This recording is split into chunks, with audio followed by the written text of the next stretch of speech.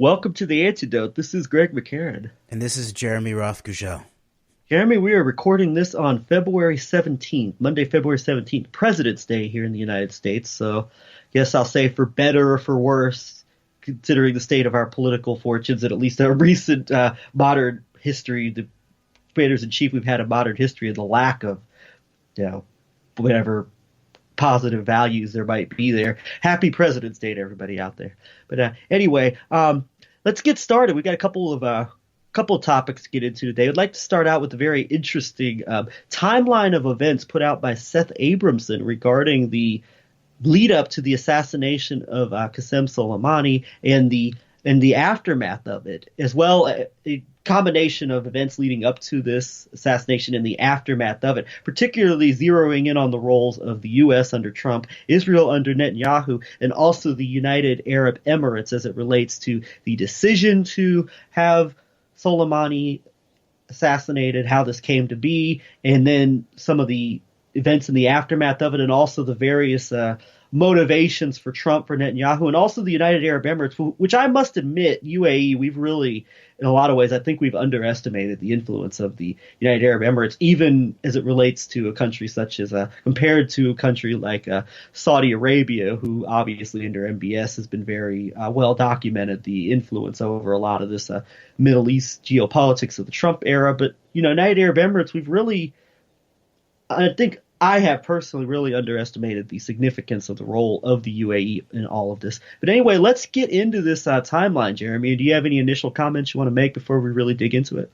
Yes, I just want to say that, this year, 2020, has been so intense so quickly that this background of the question of the Iran conflagration and the assassination and Trump's reasoning for it and Netanyahu, and then after that the so-called peace plan gets rolled out, and all of that is now in the background in a certain way in relationship to the question of the impeachment fizzle and then the rise of the threat of potential global pandemic. And so it's really important that we do not forget this background here, especially as we get more and more information about it.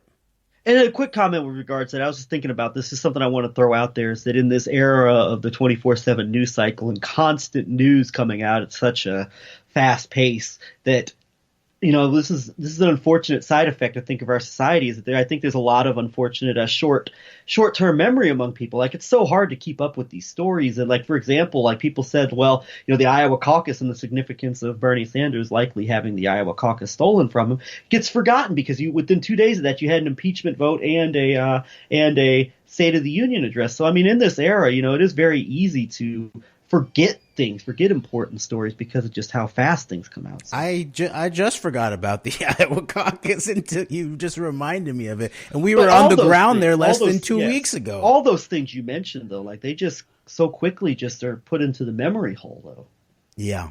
Yeah, but we're going to keep our eye on all of this. And so let's just go through this timeline because it's a good refresher plus some additional pieces so people can actually understand how this thing actually went down. And of course, it would very likely that something like this could be a real serious basis for a serious impeachment process against the commander-in-chief in terms of how it looks like he sold out the American soldiers, and many more were actually injured in the Iranian response than he ever said, and that if this really is basically all about politics, and not mainly even his own politics, but a foreign government's politics in terms of Netanyahu, that's intensely seditious, if not treasonous, really, in terms of the actual oath that a president on President's Day, remember this, it takes in terms of their role as commander-in-chief. And we'll deal with this, next in terms of the next New York Zionist billionaire with pretty obvious penis issues and who takes it out on women, which one we're going to have to choose in the next election when we talk about Bloomberg. But for now, let's hone in on some of the details here. All right, so Seth Abramson put this out on his Twitter thread a couple days ago. It looks like Saturday morning, February 15th. And we'll just run through these points. Timeline. Number 1, Netanyahu learns he'll be indicted. Number 2, Netanyahu demands Iran destabilization. 3, Mossad says Soleimani must be killed. 4, Pompeo urges Soleimani strike. 5, Trump-Netanyahu call. 6, Pompeo made liaison to Netanyahu. 7, Soleimani killed. 8, Trump, quote, imminent threat, unquote. Timeline 2. 9, Israeli media says strike helps Netanyahu. 10, Trump says no casualties. 11, media says ISIS, not Iran, behind attack justifying Soleimani strike. 12, Iraq says U.S. never asked about ISIS responsibility. 13, casualty count 109. 14, Trump calls traumatic TBIs, traumatic brain injuries, quote, headaches, unquote. Interesting that this spells out this timeline too. If you look at it, it actually spells out 911. I don't think that was on purpose, but it's, anyway. I didn't understand. How does it? The way the numbers scaled out, 9, 10, 11, it just spells out 9/11. So anyway. No, I mean, well, it's just. I'm being silly. I just pointed that out. Okay, it's just numbers and just escalating numbers. Okay, I know. Timeline number 3, 15, revelation. Trump authorized Soleimani strike in mid-2019. 16, revelation. Trump signed pact with UAE days before 2019 authorization. 17, revelation. UAE agent asked Trump to kill Soleimani in 2015. 18, New York Times. UAE offered Trump illegal election aid in 2016. Okay, on topic of the last two posts in this timeline, it's very interesting that a UAE agent had asked Trump to kill Soleimani in 2015. Also in 2015, a memo was given to the Trump campaign from Eric Prince, who's a close ally of Mohammed bin Zayed, the head of the UAE. It's a quote national disgrace that Soleimani is not already dead. So that was all going on in 2015. So.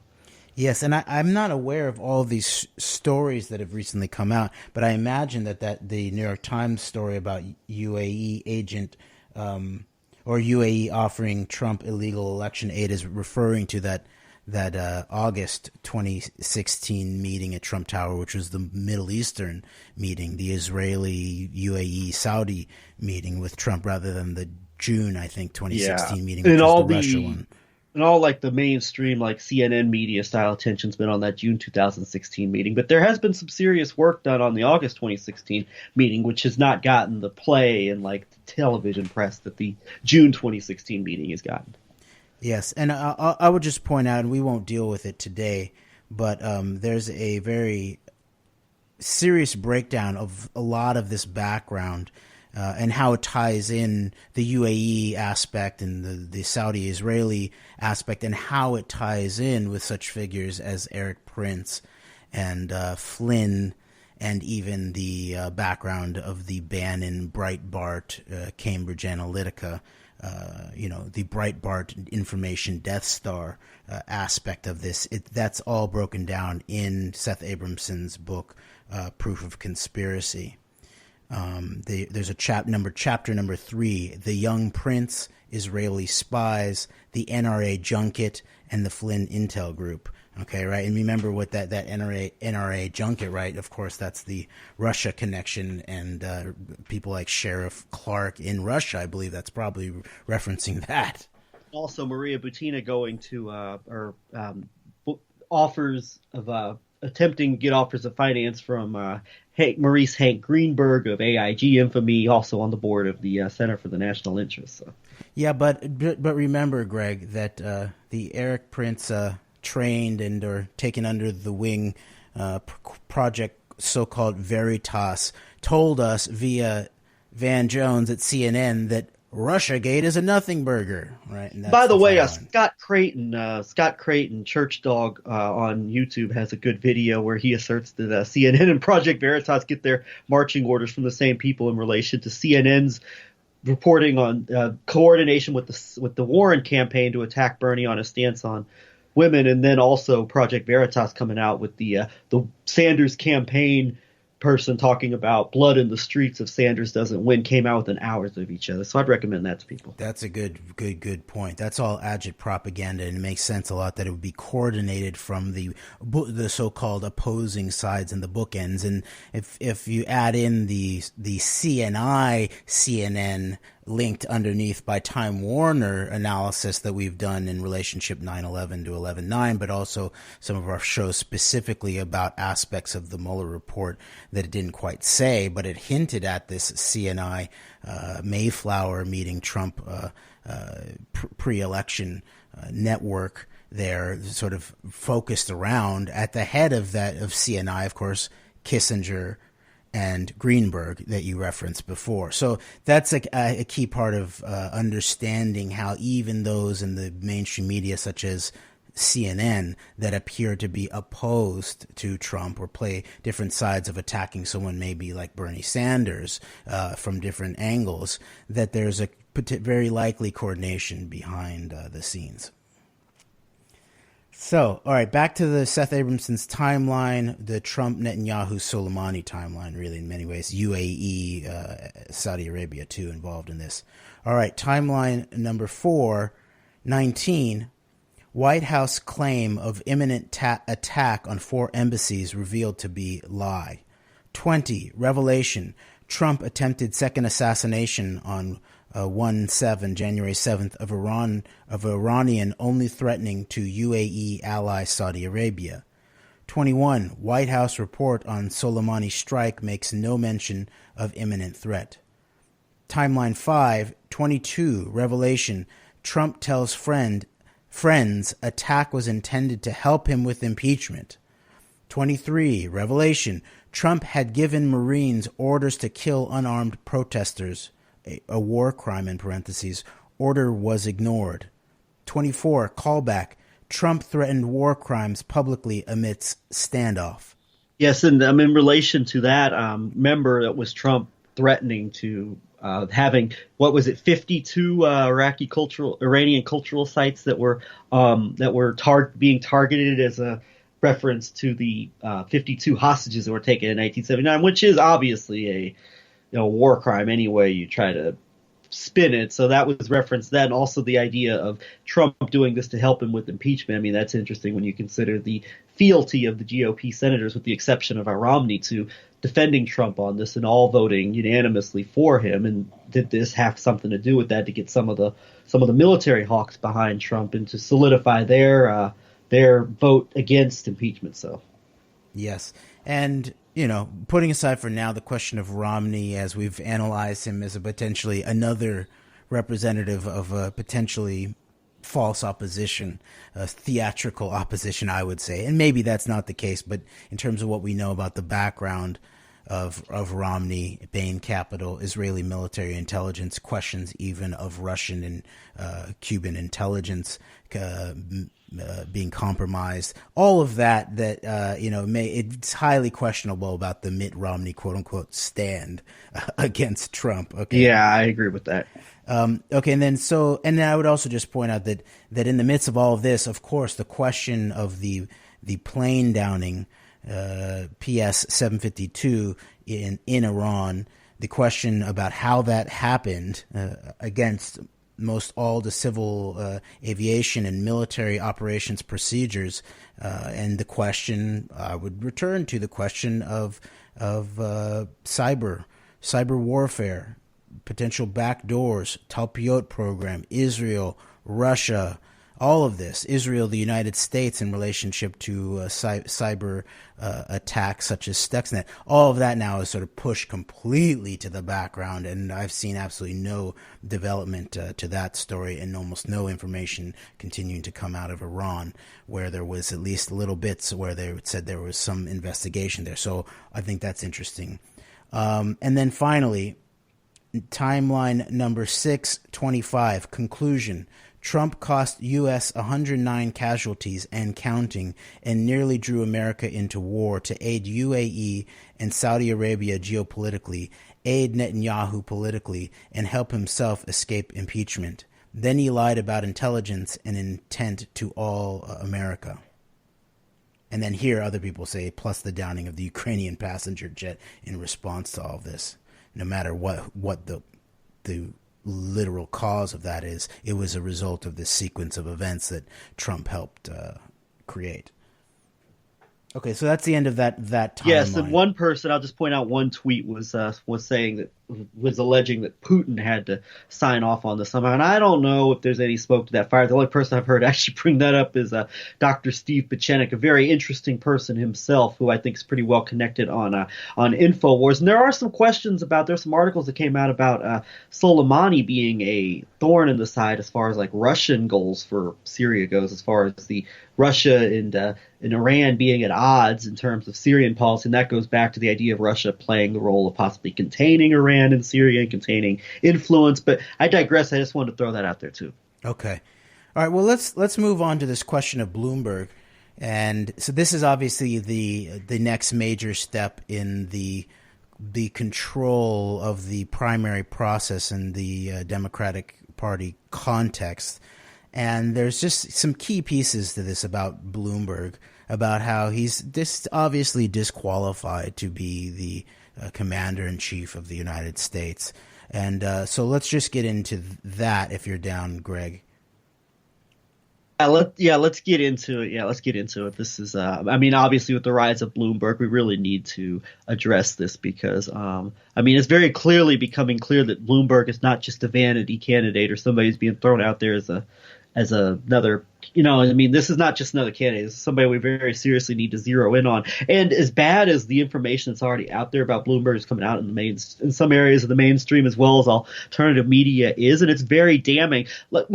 As is the case with so many other people, there's a lot, I think the truth goes even a lot deeper than what we're getting. And I'm appreciative of all the negative coverage that's coming out of Bloomberg now because he needs to be exposed in a very big way. And I think there's a lot of that going on. But it also, I think, runs a lot deeper than what we're being told in terms of various issues that are being the focus of the criticism of Bloomberg, including, as I think we might get into a little bit here, Bloomberg's obvious pro-Israel stance and his behavior and his reactions to Israeli attacks in Gaza, among other things. So, well, I wouldn't even call it's not pro-Israel. It's actually sort of like pro-criminality and war crimes and an allegiance to Israel, because people can have political stances for or against certain countries, but this is way worse than even any of that.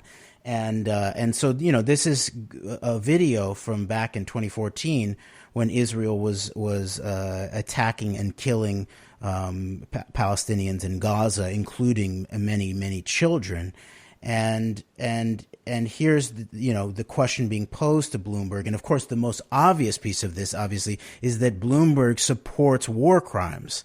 But there's this other less, immediately obvious piece that you'll hear in the way that he talks about his obvious sort of allegiances in many ways. And remember, we're talking about a potential commander-in-chief. All right, so here it is. This is we'll link to this video. This is on Face the Nation. It's difficult to watch the images that we air on our network and other networks. This week, a school attack that had thousands in there. It was described as bloody mattresses, children killed who were sleeping next to their parents. The UN Secretary General Ban Ki-moon said Thursday, nothing is more shameful than attacking sleeping children. Did Israel go too far? Israel cannot have a proportional response if people are firing rockets at their citizens. Can you imagine if one of the contiguous countries to America were firing rockets at America? The same people who are criticizing the Israelis would be going crazy, demanding the president does more. Unfortunately, if Hamas hides among the innocent are going to get killed because Israel just does not have any choice but to stop Hamas firing rockets at their citizens. They have a right to defend themselves, and America would do exactly the same thing. Doesn't the Geneva Conventions lay out that you cannot attack schools or hospitals? Nobody's attacking schools or hospitals. We're attacking Hamas. But Hamas is standing in the middle of a hospital. If they're standing in the middle of a hospital... Who did he say was attacking Hamas? He said we. He said we are attacking Hamas. Yes, and he's making the standard argument we've heard so many times before, but it's just another example of this argument that it's okay if innocent people get caught up because that's where the terrorists are. So. And he's, by the way, I'll just finish the last 15, 20 seconds of this, but he's sitting next to Valerie Jarrett. And you can tell the discomfort that Valerie Jarrett has in hearing this open proclamation of supporting war crimes and the killing of children as somehow necessary. And, you know, I would just also point out it's even if, let's say you believe there was a necessary military response to this, right? And taking it out of the entire context of the so-called Israel-Palestine quote unquote conflict BS. You can imagine that the American people, let's say, even if let's say there was like a militant cell that of people in Mexico, and they had some political power and they were firing rockets, I don't believe the American people would actually say go bomb the hospitals and the schools, even if children get killed if these militants are there. No, they'd say send in the special forces. Right. And of course, that would be an actual rational, lawful military response to the hypothetical situation of aggressions coming into your country from pockets would be to send in special forces. Right. And that's part of the reason you're not allowed to bomb civilians. Right. OK, so I just wanted to point that out, that even in his own understanding, it's not true. OK. Let's finish this piece up here. Let's go back. Let's go back to where he said "we." Where was that? That was a few seconds ago. Lay out that you cannot attack schools or hospitals. Nobody's attacking schools or hospitals. We're attacking Hamas. But Hamas is standing in the middle of a hospital. If they're standing in the middle of a hospital and they're firing rockets at your kids, what would you... We're just attacking Earth because Hamas is standing in the middle of Earth. Expect us to do? Would you really want us to not try to stop them? And unfortunately, if there are innocents getting killed at the same time, it's not Israel's fault. The White House called that attack totally indefensible. It was. But look, this is why we thought the ceasefire was so important. Valerie Jarrett. Oh. So, it's okay. So let's take that here. I just want to mention this here. This is the equivalent of arguing that, well, there might be Hamas terrorists in the middle of an international airport in the United States. So if we have to kill civilians at an American airport to take out a terrorist, then it's justified. That's basically what he's saying. Yeah, the whole combination here of the support for war crimes and his obvious, just deep allegiance, and not even allegiance, but he associates himself as Israel. He is we Israel were attacking Hamas and just sort of happened to kill children. And this is I think this is a good transition point to where we're going to go next with this Bloomberg conversation. That is the prospect of Bloomberg versus Trump, which I think is so horrible for so many reasons. I think this is the worst. This would be the worst of America, as you were talking about earlier, with their respective kind of two peas in a pod in terms of their issues with females over the decades, and in terms of their money and their obvious wealth, and just so many of the disgusting excesses of American society to a T. I think this would by far be the most Zionist election in American history, with the most pro-Israel president in American history, regardless of how these people in the alternative media want to try to spin the Trump-Israel relationship for whatever reason. I mean, it's very obvious through Trump's actions, through the things he's done, through the people who got him into office, that this is the most Zionist administration in American history. And this was, the people who brought him into office brought him in with the goal of being just that. And then you bring in Michael Bloomberg, who himself, I think he's obviously an American who, at the very least, he talks about how we're bombing Hamas when they set up in these schools and hospitals and places where, well, unfortunately, civilians have to be killed if that's the price of taking out the terrorists who are harming Israelis or whatever. And you throw Bloomberg in there, and this is a very, obviously there's an Israel lobby that has extreme control over so much of our over our society politically and financially. But Trump versus Bloomberg would take this to disgustingly new heights. Yeah, just this minute of video from him should completely disqualify him from ever being president. I mean, really, in a rational and moral society, it should actually he should be shunned after these kinds of statements for the multiple reasons that we discussed. But it's hard to imagine like another country where someone who's seen to be a credible candidate for president could just directly associate themselves as part of a foreign government. It's military actions where the United States was not directly involved. And that would be even close to like sort of like not disqualifying you. And that's just one piece of this, of course. And there's all of this aspect of the background of him as an abusive in the way he uses his power and money, both against groups, journalism, activist groups, but also against women in the workplace specifically. And so it's it's like like I said, which New York Zionist and misogynist billionaire with obvious penis problems do you want for president? And I'll throw this in there. I mean, the way Bloomberg's talking about this whole thing with Israel and Hamas and this specific soundbite, and I'm sure this is far from the only soundbite where he's talked about this stuff. I'm sure there's many other examples of this out there, but I mean, and we talked about how bad Buttigieg is with the Israel lobby and the Seth Klarman factor to this and all the support he's getting from these AIPAC affiliated, Zionist interests.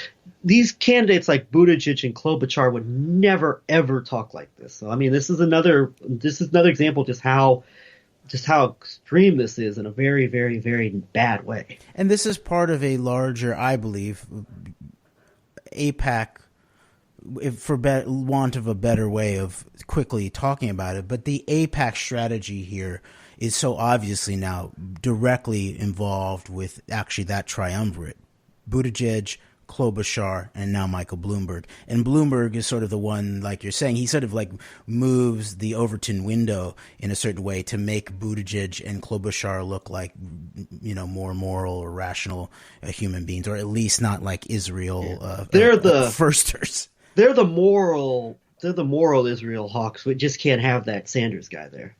Yes, and so, but what you'll have to watch for is that when at some point the support behind this triumvirate, whatever it is in terms of actual voters, but what it definitely is in terms of coordinated psychological operations and campaigns, and the whole thing with the Iowa caucus and Shadow and all of that, and the coordination of attacks on Sanders and all of that stuff is eventually going to coalesce. And it's going to create a situation, very likely in something in terms of a contested, what do you call it? Tested convention, brokered convention. Yeah, a brokered convention. It does look like it could head in that direction if they're not able to defeat Sanders beforehand and with whatever tricks that they're going to use. And I've heard this from, of all people, Steve Bannon, of all people, talking to, I believe, Rudy Giuliani. It's interesting, Giuliani's being trotted out in the media as a friend of both Trump's and Bloomberg's, and obviously September 11 plays a key role, combined with the very mobbed-up Donald Trump. His history plays a very key role in Giuliani being a mutual friend of both Trump's and Bloomberg's. It's interesting, Steve Bannon, of all people, is pointing out how Bloomberg's money is going to be used to bring the Democrats around to almost like an anybody but Bernie type of scenario. So very much, even if Bloomberg's not the candidate, he's going to be, through his money and through his financial power, is going to be in some ways shaping himself up to be a kingmaker. And whoever gets this 2020 nomination, and the reactions of the Democrat elite establishment, and also the rank and file Democrats who just want to see Donald Trump out of office. So that's interesting. Yeah, and so whoever desires and seeks to benefit from chaos in the United States or even more globally, they're loving this whole year in many ways, right? And then the escalation, and then you throw in the COVID-19 and the threats of global pandemics as we head in towards a big political year, where it sort of becomes shadier and shadier to be in big groups of people as we're heading towards conventions and so the parameters here for mass political chaos, and you should just refer back to that article that Whitney Webb wrote about about the Israeli intelligence company wargaming with Homeland Security about mass chaos in the upcoming elections should be looked in very deeply. And then, of course, those that call themselves, saying that they're reporting from the divided states of America and seeking to take advantage of the fault lines here, are probably, there's a certain aspect of the more chaos, the better in terms of conventions and all of that. So I'll just point that out. And then one last thing in terms of this question of Bloomberg at this time when Israel is committing war crimes, as they do regularly, and just call it, trimming the grass or whatever nomenclature they use. I believe he actually then flew in to Israel to directly show his support for specifically Benjamin Netanyahu against the FAA at the time. And so this is no just sort of like general Israel supporter. This is a guy who is operating outside of the American law, I would say. Another thing that distinguishes Bloomberg and Trump, I would both say, is that Bloomberg, as you said, directly flew over to Israel to show his direct solidarity with Netanyahu. Donald Trump, meanwhile, makes campaign ads for Netanyahu. Is also the only I can't think of any other significant American politicians. This was before he became a politician, when he was still just a business figure and a celebrity reality show host. But he was on the short list of campaign donors to Benjamin Netanyahu in his 2008 when he ran and regained the prime ministership in 2008 elections. Trump being on the short list of donors to Netanyahu that were being seriously considered, and there are no other American politicians on this list. So, this is another example of just the different level of fealty in this regard with people like Trump and Bloomberg and the interests that they represent. Okay, two more little pieces to this Bloomberg situation that we'll just put on the table and then move on is one, as you very briefly mentioned before, Greg, this question about 9/11, the sort of surveillance, 9/11, New York City. This situation is now coming to the forefront about how I'm going to quote from a tweet by the People's Policy Project on Twitter, and Democracy Now! Actually did a whole segment on this this morning, which is interesting.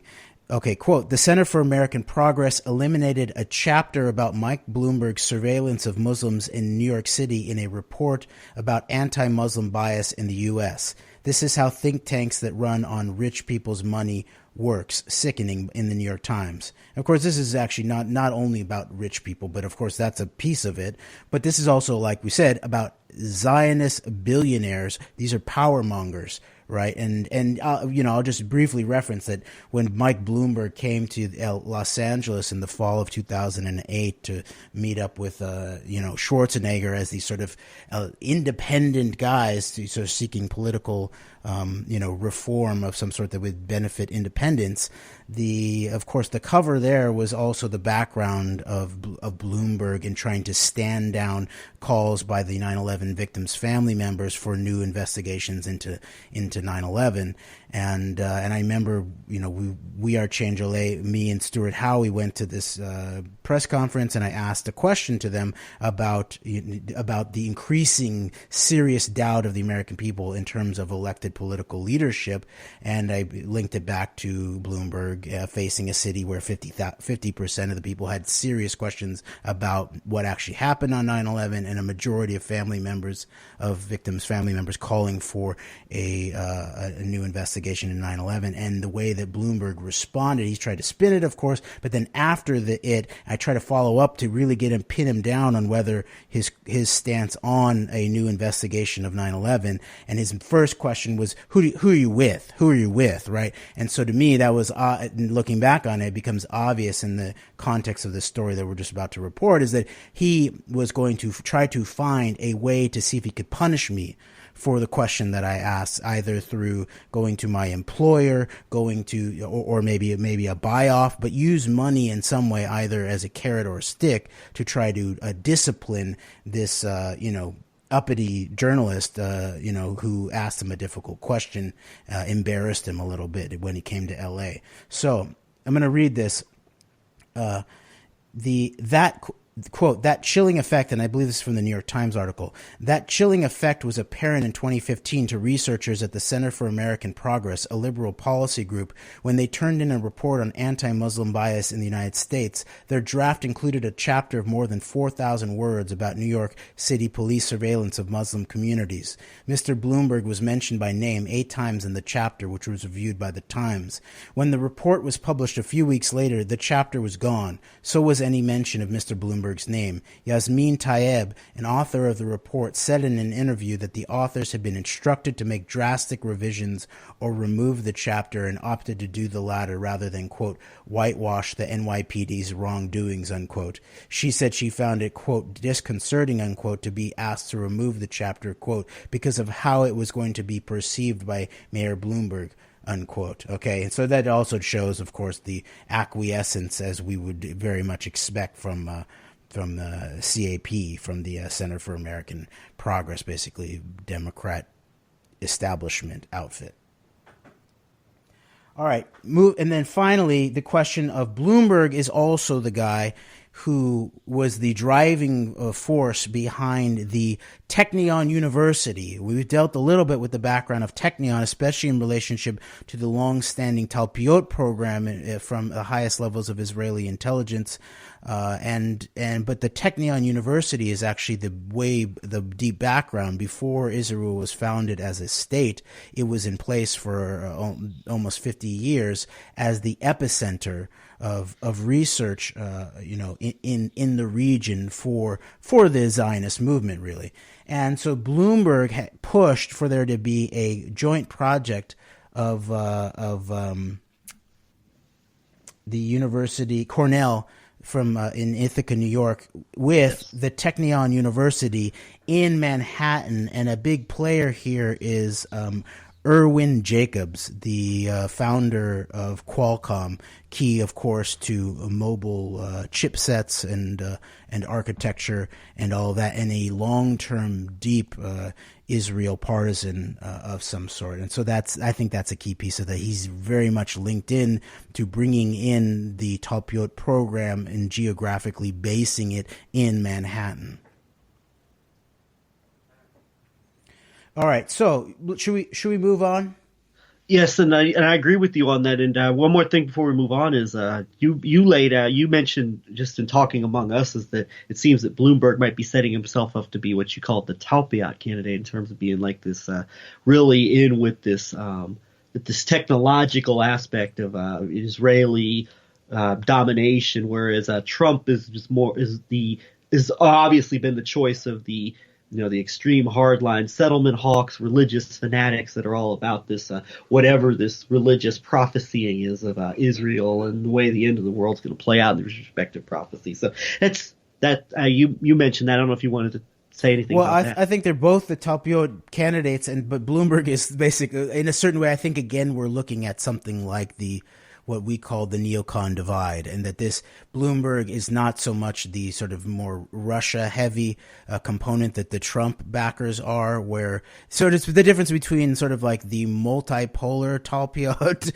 which Talpiot candidate do you want? Do you want the multipolar Talpiot program, where there's more of a shift to the east, which is the people behind Trump, I believe, at least the foreign elements represent that a lot, or do you want this sort of more paleo-neocon, but still actually Israel first, it looks like, to some extent, version of the Talpiot program with Michael Bloomberg, where it's still the sort of the U.S. and Israel as the main components. But no matter what, there's going to be the continual push, I would say, to bring in the Talpiot program as a mass scale industrial corporate espionage tool by Israeli military intelligence into the midst, not only in terms of Microsoft buying up Adalom before it wins the bid for to guard the Pentagon's cloud infrastructure.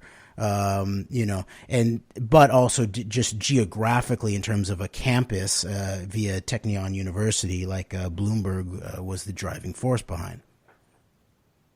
Yeah, and I mean, basically with Bloomberg, it's going to be a lot of the same policy, just minus all the, the right wing, like the extremism of the extreme right of whatever the Trump administration represents, with all like this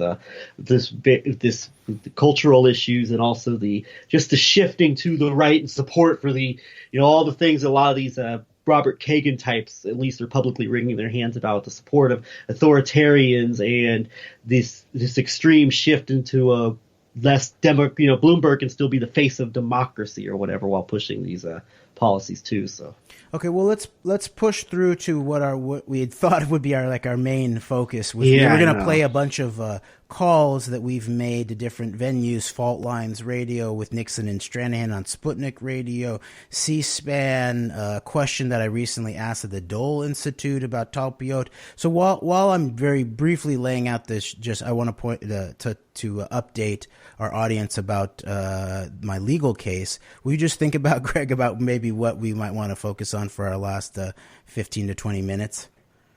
Yes. All yes. right. Okay, so I just wanted to briefly update people that I found out a couple weeks ago, actually, not even by my own lawyers, but they told me, but it was because they had been asked by a NPR, KCUR, local Kansas City reporter whether there was comments about that the judge in our case had ruled against us and in favor of the detective who arrested me and the librarian Stephen Woolfolk, and had granted him qualified immunity on all of the claims that we made, including the First Amendment claims. And I believe it was wrongly decided, both in terms of facts and the law, but I'll get into that more later. I am in the midst of working on figuring out how to wage a proper appeal in terms of these First Amendment questions, because this was the core of the reason for the case in the first place, and it's very obvious that this was some kind of public forum. It was at public property. The public library had invested its own resources. It claimed and advertised it as a public event with its own people. Its own public employees worked. Its own public employees womaned the sound system. And so they obviously held some serious property rights there that these hired, and private security and off-duty police officers actually ended up violating their property rights, and I would say then, of course, the First Amendment in relationship to this public forum. And I'm also working on a Title VI complaint based on that fairly recent Trump executive order that was attempting, it looks like, to weaponize the sort of Jewish-centric interpretation of quote-unquote anti-Semitism in an intensely Israeli political way in terms of trying to stamp down pro-Palestinian speech on campuses and maybe is critical of Israel speech on college campuses. So I'm working on using that as a Jewish American, that I also then have the right not to be, have misused, abused for political reasons, anti-Jewish bias codes on my arrest records by people working in the federally involved fusion center locally in Kansas City, and people who obviously had some kind of bias against me and my specific way of being a Jewish person, especially as related to my politics in relationship to the Jewish state. Okay, core political speech. So I will just put that out there for now, and let's move on to some couple of calls here. I think, Greg, what do you think? Yes, and we did intend to make this the focus of our show today. We covered the topics of the Seth Abramson thread and the topics of Michael Bloomberg, which we feel are very important. Probably a little longer than we expected to, but I think we can try to get through a couple of these phone calls, and there were a series of calls that we're going to link to in our show notes at the very least. Several of these calls were to the Fault Line show on Sputnik with Lee Stranahan and Garland Nixon. We're also going to link to your call to C-SPAN to Alan Dershowitz, which has been picked up. I believe I actually talked with Adam Green in depth about this phone call on his channel, but we haven't actually published it on our channel yet. It's the call from December of 2019 that I think people who haven't heard it yet will find very interesting regarding line of questioning to Mr. Dershowitz just before he was named to be on Trump's legal defense team for the impeachment trial, I believe. And then you also made a very interesting question to this panel at the Dole Institute at the University of Kansas that we're going to link to as well. And any comments you want to make, overall comments you want to make on these nature of these calls and what we're trying to accomplish with these calls? Oh, that's a good question. Yes, there's an aspect of what we work to do here at the Antedote that has to do with not only are we producing our own media and our own analysis, that where we work from sources, and we include a lot of our sources in terms of the way that we're working to piece together an analysis that is explanatory and logical and moral, dare we say, at its root. But then also there's an aspect of what we do that has to do with metamedia, meaning we also analyze the media, and so that, and frame that in different ways, sort of open source, we the people counterintelligence would be one way of thinking about that. But another level of the metamedia is that we also interject ourselves, we work to, in terms of different formats and fora, I would say, in terms of the call-ins. I think I've said before, I'll say it again, call-ins. What an incredible opportunity to get voices that are not usually heard not only in a different context, but in a much larger platform. So that's the C-SPAN call-in that we've featured our calls into C-SPAN, Washington Journal in the morning. Everyone can go and do it. You can either choose on open lines and talk about anything pretty much often, or you can choose when there's a guest on who you want to either inform or confront about something, and you can have a few minutes to hash it out there and inform the C-SPAN audience, which it's a significant audience. It's also DC centric, and so a lot of the policy wonks in DC pay attention to what's going on there, which is obvious because of all the Congress people that go on there and everything. So I think that's a key one. I think that's something that we want to see more and more of that at some level. Some of the reason why we not only do some of this in terms of doing these call-ins, but asking questions in public forums, we want to also generate examples of that can also be critiqued. Like, we also look at it ourselves. We discuss amongst each other, Greg, when we do it. We talk like, okay, this is what I did right and wrong. This is what you did right and wrong.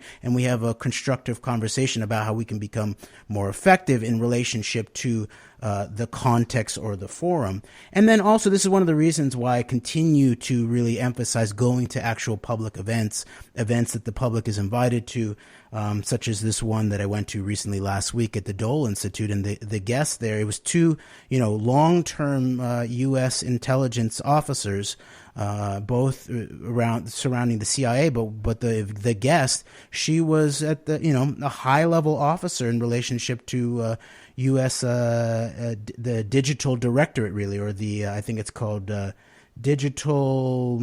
I forget.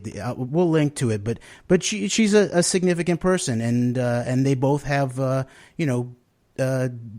husbands and wives who are deeply enmeshed in the field. And so to go there in front of not only them, but also these college students. These are a lot of KU students who are interested in the realm, but also maybe potentially interested in going into intelligence, and to bring up what I did, which is things like around the Talpiot program and the potential for mass industrial scale penetration of a counterintelligence threat by Israeli intelligence, and then bring in two examples: one, the Jedi Cloud and Adalom and all of that, but then also Epstein and Carbine 911 and Chertoff and Vexelberg, and for it to get a very warm response, actually, from both members of the panel, and to be allowed to ask it without pressure in terms of the moderators, the woman who was womaning the microphone. There was no one trying to grab me. And so that kind of thing is just, I think, important to do. It not only goes on YouTube, but then in the moment, this is how we begin to turn the corner in terms of what we might call the political culture. We take it out of our little vacuum spaces on the internet, and we take it into the IRL, in real life. And there's still a lot of areas where I think we want to make progress. We begin to hint at that with things like what Brendan O'Connell has been suggesting about, like, let's get out in the streets with banners and flyers and make our presence known. And I think that strategy is still very, very important. And at the same time, we've worked on the idea of maybe the media or the meta-media activist strategy IRL in real life in terms of putting flyers in the hands of congresspeople on a press record or asking these kinds of questions onto records with political people, public figures, that I think we can only work to continue and expand and encourage others to do.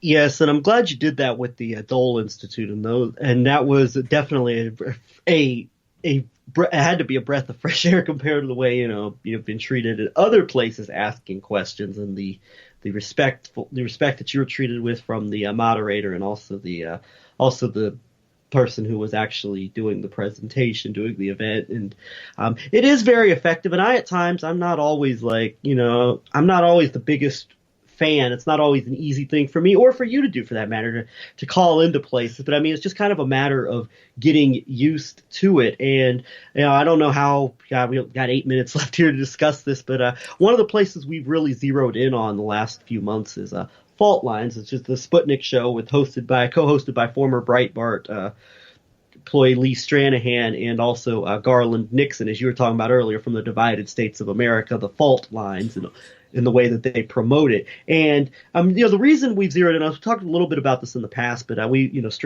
Sputnik, we started to zero in on Stranahan a couple months ago, but now Sputnik through a radio station in Kansas City, KCXL, now has a foothold in the Kansas City area, and now Radio Sputnik airs, I believe, 6 hours a day of programming on these three Kansas City stations affiliated with this KCXL station that I believe it's Fault Lines, and I believe it's also the show John Kiriakou and Brian Becker host.